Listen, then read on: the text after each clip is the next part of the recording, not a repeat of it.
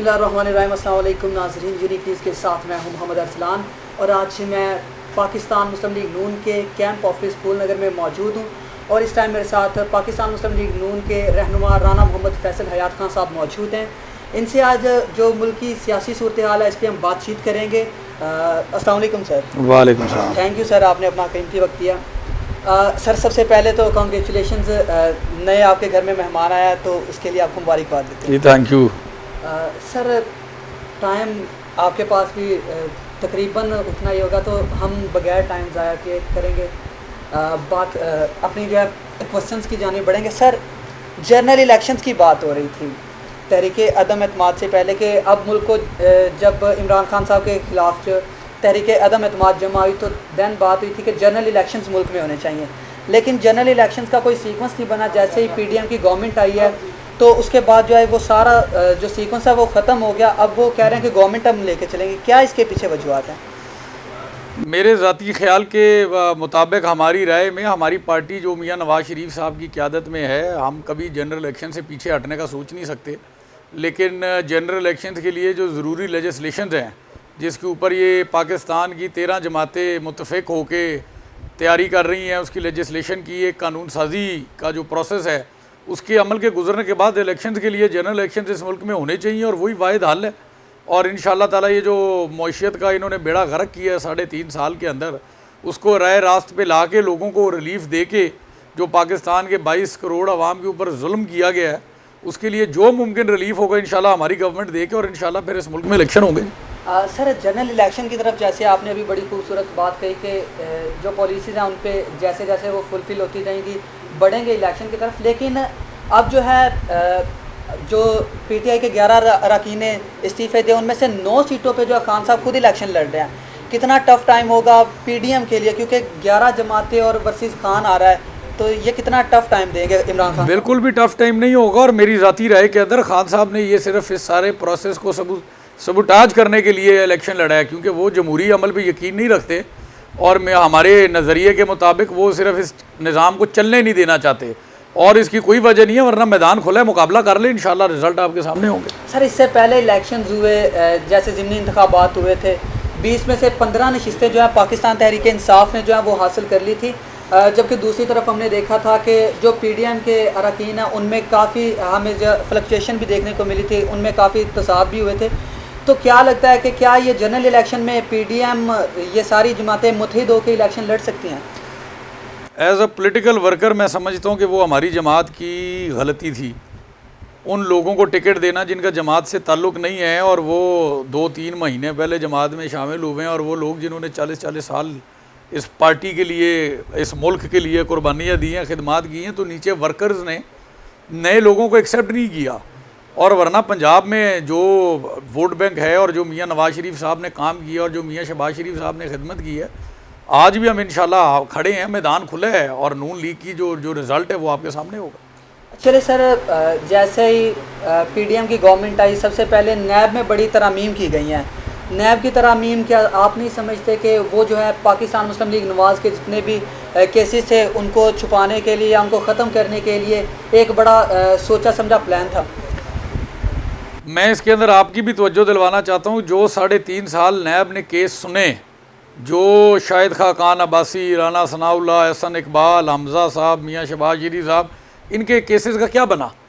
और supreme court ने जो फैसले दिए भी, नैब जो यहाँ पे जो कुछ कर रही है और जो एक पर्टिकुलर पॉलिटिकल पार्टी के ख़िलाफ़ आउट ऑफ द वे जाके जो उन्होंने गैर कानूनी तरीके इस्तेमाल किए, उसके बावजूद उनको कुछ नहीं मिला और सुप्रीम कोर्ट के अंदर हमारे नैरेटिव की जीत हुई, तो उसके बाद हम समझते हैं कि एक अकाउंटेबिलिटी का जो इदारा कम अज़ कम उसको साफ शफाफ होना चाहिए। सर नवाज़ शरीफ साहब काफ़ी अरसे से इस मुल्क से बाहर हैं, इलाज मुआवजे के लिए, कहते हैं कि इलाज मुआवजे के लिए गए हुए हैं। आपके वालिद साहब की रिसेंटली उनके साथ लंदन में मुलाकात भी आई थिंक सो हुई है, तो कब तक नवाज़ शरीफ साहब जो है वापस मुल्क में आएंगे? नून लीग के वर्कर होने की हैसियत से मैं आपको इस बात का यकीन दिलाता हूँ कि अगली इलेक्शन कैंपेन पाकिस्तान मुस्लिम लीग नून की मियाँ नवाज़ शरीफ साहब चेयर करेंगे इंशाल्लाह। अभी इलेक्शन कैंपेन की आपने बात कर दी, तो इलेक्शन कैंपेन पे ये हम आ जाते हैं। मियाँ साहब जो हैं वो पूरी जो नून लीग की क़यादत है उस पर बड़ा बरहम हुए थे, ये जो अभी ज़िमनी इंतखाबात हुए हैं इनके बाद, क्या रीज़न थी, क्या वजूहत थी, कुछ आपको भी उसका पता चला होगा, आपके सामने उनकी वजूहत, ठोस वजूहत आपके सामने आई होंगी? वही जो मैंने आपसे जिक्र किया, और मैं समझता हूँ कि मियाँ साहब का बरहम होना बनता था। ये सीट्स जो हैं यहाँ पे हमारी पार्टी की अंदर अगर पूरी तवज्जो नहीं दी गई, गलत टिकट्स दी गई, तंजीम ने पूरी मेहनत नहीं की, तो मैं समझता हूँ कि मियाँ साहब का बरहम होना बनता था। और जहाँ जहाँ पे गलतियाँ हैं उसकी निशानदेही करके, ताकि दोबारा ऐसा मामला ना बने। और मैं ज़ाती तौर पे ख़ुद भी समझता हूँ कि हमारी पार्टी को जितनी मेहनत करके ग्राउंड पे रिज़ल्ट लाना चाहिए था वो नहीं लाया गया, और हमारी पार्टी के बहुत से लोगों ने वोट नहीं दिया, ख़ुद पार्टी के लोगों ने नहीं दिया गलत टिकट्स की वजह से, जो कि एक जमहूरी अमल है। सर मुल्क डूब रहा है, सैलाब हर तरफ जो है, अगर बात कर लें बलोचिस्तान के एरिया की बात कर ले, KPK में बात कर ले, तो सैलाब से काफ़ी इलाके जो मुतासिर हो रहे हैं। वहाँ पे जो है कोई हिकमत अमली अपनाने के बजाय ये जो सियासी जोड़ तोड़ की है, मैं क्या समझता है कि ये छोड़ के जो हमारे भाई हैं उनकी मदद नहीं करनी चाहिए, गवर्नमेंट को भी उसके लिए प्रॉपर इकदाम उठाने चाहिए? मैं समझता हूँ कि मियाँ शहबाज शरीफ से ज़्यादा मेहनती आदमी कम अज़ कम पाकिस्तान में नहीं है। और जितनी मेहनत वो कर रहे हैं, आप ख़ुद भी इसको फॉलो कर रहे होंगे सोशल मीडिया पे, इस बात में कोई दो राय नहीं है कि कम अज़ कम इस सैलाबी सूरत हाल को देखते हुए सारे ज़ाती इख्तलाफात बुला के हमें उनके ऊपर तवज्जो मरकूज़ करनी चाहिए। बट रेस्ट अशोर्ड, मियाँ शहबाज शरीफ साहब को मैं पर्सनली भी फॉलो कर रहा हूँ, आप भी सोशल मीडिया पे देख रहे होंगे कि वो पिछले 6 दिन से सिंध और बलूचिस्तान में ही हैं, वहाँ से निकले नहीं हैं। और जब तक मियाँ साहब के हाथ में कमान है, मैं समझता हूँ कि इंशाल्लाह हर मुमकिन हद तक सैलाब ज़दगान की मदद की जाएगी। चलें, इमरान खान साहब ने बात कर दी थी सर कि हम लोग जो हैं, अभी रिसेंटली बात है कि हम लोगों ने $22 मिलियन जो हैं वो ख़जाने में छोड़े थे, लेकिन अब जो है कंडीशंस अगर अब की देख ले तो अब फिर कर्ज़े की जानिब मूव कर रही है गवर्नमेंट को समझ नहीं आ रही। गवर्नमेंट जो है वो मतलब कि अपनी वो जो कहते थे कि हम तजर्बाकार है, तजर्बाकारी फ़ेल होगी। कितने 11 जमातों के तजर्बाकार लीडरान जो है मिलके नहीं चला रहे, प्रॉपर मुल्क को सही से नहीं चला रहे। तो अब क्या लगता है कि ऐलान नहीं कर देना चाहिए जनरल इलेक्शन? मेरा आपसे एक सवाल है, जी जी। इमरान खान ने ज़िंदगी में कितने सच बोले हैं? आप खुद पढ़े लिखे आदमी, आप चेक करें कि कितने पैसे वो छोड़ के गए थे। $9.5 बिलियन। ठीक है। और स्टेट बैंक के ये फिगर्स हैं, और उसके अंदर आप देखें कि ये गवर्नमेंट क्या कर रही है। और अब मैं ये कहता हूँ कि हमने 5 साल का हिसाब दिया 2013 और 18 वाले टेन्योर में, खान साहब से 3.5 साल का हिसाब लिया जाए और 2 महीने बाद हमारे से भी 6 महीने का हिसाब लिया जाए, हम अपनी परफॉर्मेंस का जवाब देंगे इंशाल्लाह। खान साहब कहते हैं कि मैं हिसाब देने के लिए तैयार हूँ, क्योंकि मैंने फैक्ट्रीज़ नहीं लगाई, मैंने कुछ भी जो है ऐसा वैसा नहीं किया कि जिससे मुझे शर्मिंदगी का सबब बनना पड़े। और सोशल मीडिया पे उनकी जो एक्स वाइफ है जमाइमा, उनके भी काफ़ी क्लिप्स जो हैं वायरल होते रहते हैं, आप भी देखते रहते होंगे कि वो कहती है कि इमरान खान खुददार आदमी है। फिर उसने मेरे बाप से पैसे नहीं लिए, और सोशल मीडिया पे ये ट्रेंड भी चलता है कि अगर खान साहब ने तोशा खाना की घड़ी की तरफ आ रहा हूँ मैं, तो वो कहते हैं कि अगर इमरान खान ने 22 साल मेहनत करके तोशा खाना की जो घड़ी है वही चुरानी थी, तो 22 साल वो जमाइमा की दौलत नहीं ले सकता। नहीं, उन्होंने ये बात, मैं समझता हूँ कि लोग बड़े समझदार हो गए हैं अभी, पाकिस्तान की आवाम समझती है। उसकी खान साहब की अपनी वीडियोज़ मौजूद हैं जिसके अंदर उन्होंने ये एतराफ़ किया कि उन्होंने सट्टेबाजी की। उन्होंने अपनी किताब के अंदर ये एतराफ़ किया कि वो मैच फिक्सिंग के अंदर शामिल रहे। फिर उन्होंने तोशा खाना वाली घड़ी बेची, ना सिर्फ वो बेची, पाकिस्तान का सर शर्म से झुकाया कि वो घड़ी घूमती हुई वापस सऊदी अरब पहुंच गई जिन्होंने तोहफे में दी थी। फिर उसके बाद ये फ़ॉरेन फंडिंग वाला केस है, तो आप कैसे कहते हैं खान साहब खुददार? फ़ॉरेन फंडिंग की जानिब आ जाते हैं। फ़ॉरेन फंडिंग में काफ़ी जो है पाकिस्तान के जो ओवरसीज़ पाकिस्तानी है वो सामने आया हमारे पास। तो उन्होंने कहा है कि हम लोग पाकिस्तानी हैं, या तो फिर हमारी जो है हैसियत ख़त्म कर दी जाए कि हम लोग पाकिस्तानी नहीं हैं, या फिर अगर हमारे फ़ंड जो है वो फ़ॉरेन फंडिंग में जाने हैं, तो फिर अगर फिर हमारे जो पाकिस्तान की सिटीज़नशिप है वही हमसे छीन लें। ये थोड़ा सा मैं ज़ाती तौर पे समझता हूँ कि आपकी इन्फॉर्मेशन अपडेटेड नहीं है। उन्होंने पाकिस्तानी फ़ॉरेन नेशनल्स की फंडिंग फ़ॉरेन फंडिंग में शामिल नहीं है। ठीक है। ये नॉन पाकिस्तानी फ़ॉरेन नेशनल्स जिसके अंदर इंडिया, इजराइल और अमेरिकन फंडिंग की बात की गई है। एक फौजिया कसूरी साहब ने साहिबा ने परसों एक प्रोग्राम किया जिसमें कनाडा में $3 लाख इकट्ठे किए गए थे, वो भी मौजूद थी, खान साहब भी मौजूद थे, और उन्होंने कहा इन्होंने पार्टी में फंड ही नहीं दिए, शो करके सारे पैसे ले गए।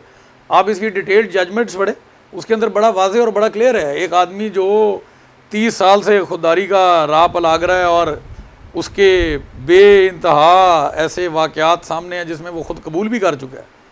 करप्शन की बड़ी लंबी दास्तानें हैं। जैसे ये फैसला आया था फॉरेन फंडिंग वाला, तो शेख रशीद साहब हमें काफ़ी एक्शन में नज़र आए। आपको पता है कि वो बात कर देते हैं, उन्होंने कहा कि उसामा बिन लादेन से मियाँ साहब ने जो है फ़ंड्स लिए थे, तो उसका हिसाब कब होगा, कब इलेक्शन कमीशन उसका फैसला सुनाएगा? शेख रशीद साहब की बात को वैसे मेरे ख्याल पाकिस्तान में कोई संजीदगी से लेता नहीं है, लेकिन अगर जब का वो इल्ज़ाम लगा रहे हैं उस टाइम तो शेख रशीद साहब खुद मियाँ साहब की कैबिनेट में थे, तो उनसे पूछना था तब साहब क्यों नहीं लिया। सारी सी बात है, लेकिन उन्होंने कह दिया कि फ़ॉरेन फंडिंग का जो है सबके लिए फ़ैसला आना चाहिए, और बाकी जो है पीपल्स पार्टी और मौलाना फजलुर रहमान साहब की जमात जमीयत उलमा इस्लाम, तो सबके फैसले इलेक्शन कमीशन कब, क्योंकि 8 साल PTI के फैसले को आने में लगे हैं। हमारे खिलाफ उन्होंने दरख्वास्त दी है 60 दिन पहले, तो अब जब अपनी तहकीक पूरी हो जाएगी करें। हमने तो कोई कोर्ट में स्टे नहीं लिया, अभी फैसला ना दें हमारे खिलाफ, दें फैसला, हम हाजिर। चलें, फैसला भी आना चाहिए, बिल्कुल आना चाहिए। अब क्या लगता है कि जब अगर फ़ॉरेन फंडिंग, अब खान साहब की तो ये कह दिया कि फ़ॉरेन ममनुआ फंडिंग हो गई, वो जब्त कर लेंगे पार्टी जब्त करने के लिए तो बचे नहीं है, वो तो खान साहब खर्च गए हैं पहले ही। नहीं, अब लेट्स सपोज के अगर वो जो हमारे पास आई है फाइनल रिजल्ट्स आए, उनमें यही आया कि इनको जब्त कर लिया जाए, इनके जो ममनुआ फंडिंग है उनके सारे पैसे जब्त कर ले, पार्टी बैन नहीं होगी। बड़े चर्चे थे कि फ़ॉरेन फंडिंग केस के बाद जो PTI जो है ये बैन हो जाएगी, तो कुछ ऐसा हम कुछ नहीं कहते, हम कहते हैं जो कानून का फैसला वो होना चाहिए। अगर मियाँ नवाज शरीफ अपने बेटे से 2 लाख तनख्वाह ना लेने पे नाअहल हो सकता है, तो फिर लाडले के लिए दूसरा कानून क्यों? जो इंसाफ का फैसला है वो होना चाहिए। उसमें पार्टी बैन होती है तो पार्टी बैन हो, खान साहब नाअहल होते हैं तो खान साहब नाअहल हो, और अगर कानून कहता है कि कुछ भी नहीं होना तो कुछ भी ना। अभी अदलिया पे बड़ी बातें आ जाती हैं, हर बंदा ये जब जैसे ही लाडलाइज़म का अभी हम बात कर रहे हैं, तो जैसे ही बात आ जाती है कि अदलिया जिसके हक में फ़ैसला देते हैं, दूसरी पार्टी कहती है कि ये लाडलाइज़म शो कर रहे हैं अदलिया वाले। तो क्या समझता है कि अदालतों को आज़ादाना अपने काम नहीं कर सर अंजाम देने चाहिए? अदालतों में ये क्यों तरमीम कह रहे हैं कि हमारे मर्ज़ी के ये बंदे आने चाहिए, इनके पास महदूद अख्तियार कर देने चाहिए? क्या हमारी सुप्रीम कोर्ट को भी महदूद कर देना चाहते हैं? सिर्फ एक ही राय है हमारे इत्तेहाद की, वो ये है कि हुकूमती मामलात को फुल बेंच सुने। वो दूसरे भी पाकिस्तान के सुप्रीम कोर्ट के जज हैं, इंडिया के सुप्रीम कोर्ट के जज तो नहीं है। बात काटूंगा, जब इससे पहले इमरान खान साहब की नाअहली अदम एतमाद का फैसला हुआ था, 3 रुकनी बेंच ने फैसला आई थिंक सुना था। अब भी वही 3 रुकनी बेंच था, तो अब भी ये फुल बेंच का क्या, ये मामले को अगर हम जर्नलिस्ट एज बीइंग जर्नलिस्ट बात करूं, तो इसको आगे लंबा लेके जाने की बात नहीं थी कि ये लंबा चला जाए? हमजा यही 3 लोगों का जजेस का बेंच था जिन्होंने मियाँ नवाज शरीफ को नाअहल किया। यही 5 में से 3 लोगों का बेंच था जिन्होंने पहले नून लीग के खिलाफ फैसला दिया, और जिन 2 लोगों ने इस बेंच से इख्तलाफ किया उनको निकाल के इन 3 जजों पे बेंच बना दिया। क्या बहसीयत है पाकिस्तानी, हमारा हक नहीं कि हम एतराज़ करें कि बेंच ठीक नहीं है? और 17 जज जो सुप्रीम कोर्ट के लगे हुए हैं आईने पाकिस्तान के तहत, उनको हक है, वो इख्तियार है, वो सुने। तो उसमें बात हमने ये देखी थी कि उन्होंने कहा था कि ये जो जजेस हैं उन्होंने रिफ्यूज़ कर दिया है, तो not at all. Judicial commission के अंदर 17 जजेस ने चीफ जस्टिस पे अदम एतमाद का इजहार किया। मैं तो समझता हूँ कि कोई इज़्ज़तदार चीफ जस्टिस हो तो इस्तीफ़ा दे के चला जाता। अभी हमने देखा है कि काफ़ी सहाफ़ी जो मुस्लिम लीग नून के हक़ में बोलते थे, वो मुस्लिम लीग नून के अगेंस्ट है। जैसे शाहज़ेब खानज़ादा की बात कर लेते हैं, तो उनका जो है अब वो क्वेश्चंस करते हैं, अब वो भी हाथ जोड़ गए हैं कि अब हमारे पास कुछ भी नहीं रहा। और उससे पहले एक सहाफ़ी फ़ीमेल सहाफ़ी थी, उन्होंने ये बात कही है कि हमें मुस्लिम लीग नून वाले जो है बुला के कहते थे कि आप लोग जो हैं आएँ और आके ये जो केस है इसको हाईलाइट करें, जैसे ये घड़ी वाला मामला। तो ये क्लिप्स भी सामने आया है। मैं ज़ाती तौर पे ये बात समझता हूँ कि शाहज़ेब खानज़ादे ने कभी नून लीग की साइड नहीं ली, लेकिन उसने बड़ी मुजाहिदाना सहाफ़त की है। उस टाइम में भी जब लोग मिलिट्री और इस्टेब्लिशमेंट का लफ्ज़ नहीं इस्तेमाल करते थे, वो हक़ाइक़ के ऊपर नज़र डालता था। और अब भी शाहज़ेब साहब ने किया, अगर किसी जगह पे हमारी पार्टी की गलती है और अगर गलत पॉलिसी चला रही है तो बहसीयत पाकिस्तानी साहब का हक़ है उस पर एतराज़ करें। चलें, अब वाइंड अप की तरफ चलेंगे। थोड़ा सा डिप्टी स्पीकर दोस्त मज़ारी साहब की जो रूलिंग है उस पर थोड़ी सी बात कर लेते हैं। क्या लगता है, क्या वाकई वो गलत रूलिंग थी, या अब भी लगता है कि क्योंकि अब सुप्रीम कोर्ट का फैसला भी आ गया, तो अब भी आपको लगता है कि वो दोस्त मज़ारी ठीक थे? बिल्कुल ठीक थे। 2 पैमाने एक फ़ैसले के तो नहीं हो सकते कि अगर उनके बारी में वोट रिजेक्ट हो जाएं तो ठीक, हमारी बारी हो जाए तो गलत। और चौधरी शुजात साहब पार्टी प्रेसिडेंट हैं, पाकिस्तान के सीनियर पॉलिटिशियन है, और मैं पर्सनल कैपेसिटी में दोस्त मज़ारी साहब को जानता हूँ बहुत अरसे से, ज़ाती दोस्त की हैसियत से भी। और मैं ज़ाती तौर पे समझता हूँ कि उन्होंने बड़ा हौसले वाला और दानिशमंदाना फ़ैसला किया है, जिसके ऊपर उन्होंने इंसाफ के साथ वो खड़े हुए हैं। चलिए मैं उस पर थोड़ी सी बात करते हैं कि अब परवेज़ इलाही साहब हैं, अगर वही अपना वोट काउंट नहीं कर सकते, वो खुद भी उम्मीदवार के तौर पे सामने आए हैं, तो फिर यहाँ पे हमारे आइन की बालादस्ती जो है उसको देखेंगे, या वोट का जो हक है जमहूरी हक है, आप समझते हैं, तो वो जमहूरी हक तो किसी का भी नहीं ना छीन सकते। नहीं तो वो जो 25 बंदे हमारे डिस्क्वालीफाई किए गए थे कि वो अफगानिस्तान से आए थे, वो उनका भी जमहूरी हक था वोट डालने का, पाकिस्तानी लोग। बात ये कर दी कि शुजात साहब जो हैं वो असम्बली में खुद नहीं मौजूद थे, ठीक है, इमरान खान साहब भी नहीं मौजूद थे, नहीं उन्होंने डिस्क्वालीफाई किया ना उनको। नहीं, आप समझ रहे, अब देखें ना, उनमें ना तो वो MP है ना MN है, असम्बली में नहीं आ सकते, तो वो नहीं बात कर सकते कोई भी। अब जो वहाँ पे मौजूद है उनका कहना है कि एक दिन पहले इजलास हुआ था, इजलास में ये बात हुई थी कि जो सारे वोट हैं वो काफ लीग के जो हैं चोरी परवेज़ इलाही साहब हैं उनके हक में जाएंगे। तो अब वो पार्टी प्रेसिडेंट ने और जनरल सेक्रेटरी ने 25 लोगों को नाअहल करवाया था जिन्होंने हमें वोट डाले थे। तो अब जो 10 लोग जिन्होंने हमारे खिलाफ वोट डाले हैं, उनकी पार्टी अगर प्रेसिडेंट और जनरल सेक्रेटरी ने लिख के दे दिया है, चीमा साहब ने और शुजात साहब ने, कि इनको डिस्क्वालीफाई किया जाए, तो फिर या वो 25 वोट मान लें तो ये 10 भी मान लें, या वो 25 रिजेक्ट किए हैं तो ये भी रिजेक्ट हो जाए। इंसाफ का तराजू एक सा होना चाहिए। दैन तो फिर हम किसी भी फैसले पे नहीं पहुँचेंगे। पहुँचेंगे, पॉसिबिलिटी एक जैसा फैसला हो तो पहुँचेंगे।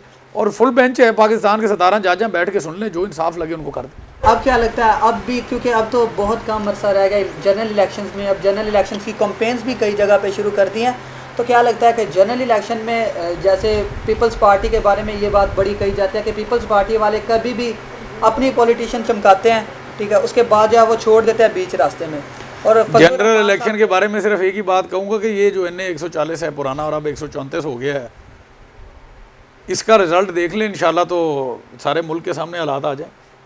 इसमें लास्ट टाइम जो करप्शन के अंबार और जो PTI की पॉलिसीज़ ने लोगों को ग्राउंड पे नुकसान पहुंचाया और इस मुल्क को नुकसान पहुंचाया, उसका रिजल्ट इंशाल्लाह आपको ज़रूर जनरल इलेक्शन में दिखाएंगे। फैसल साहब, मैं ना आपसे थोड़ा सा एक इशू पे भी बात करूंगा, जो हमारा बड़ा ही गंभीर मसला है यहाँ का, बल्लो की रोड काफ़ी टाइम से टूट फूट का शिकार है, गवर्नमेंट्स चेंज हो जाती हैं, लेकिन वो रोड जो है आज तक नहीं बन सका। 2 महीने की हमारी गवर्नमेंट थी, और उस 2 महीने की गवर्नमेंट के अंदर ADB के अंदर 50 करोड़ रुपए की हमने बल्लो की रोड डाल दी, और वो सारे आप लोगों ने देखी, आप लोगों के पास है, और अभी वो रोड शुरू हो जाएगी। हमने पैसे दिए हैं, हमने अपनी गवर्नमेंट में डलवाए हैं, जो भी बनवा दे, इस इलाके की बेहतरी होनी चाहिए।